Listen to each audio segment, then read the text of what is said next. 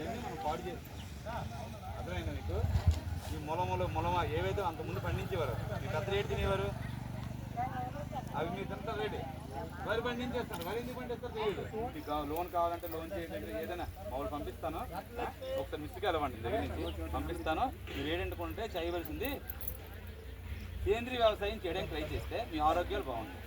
ఈ ముడుకుల లోపల వస్తున్నాయా, ఇవన్నిటికి కారణం అదే యూరియానే. యూరియా మీరు తగ్గించి, మీరు 10 బస్తాలు యూరియా వాడుతునుకోండి, 2 బస్తాలు వాడుతునుకోండి, పావు బస్తా వాడండి. అంటే ఒకసారి మానేస్తే అది భూమి ఊరుకోదు.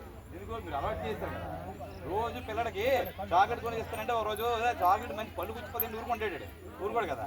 అలాగే నెమ్మ తగ్గించుకొని రావాలి. మీరు ఏదైనా మీ దగ్గర ఆవులు ఉంటాయి, గేదెలు ఉంటాయి, నాకు ఎంత పాడండి, ఆవు తాలూకు మూత్రం ఉంటుందా, ఆవు తాలూకుది, అది ఆవు తాలూకు దాన్ని నిల్వ చేయండి, పట్టుకోండి.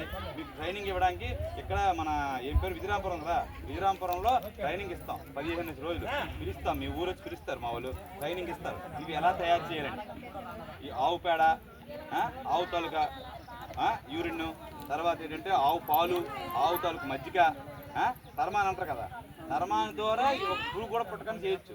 మనకి భూమిలోనూ 2 రకాలు ఉంటాయి. ఒకటి మనకి చెడు చేసేవి, ఒకటి మంచి చేసేది. మంచి చేసిన పురుగు ఉంటుంది, చెడు చేసిన పురుగు ఉంటుంది. ఎర్రలు ఉన్నాయి, ఎర్రలు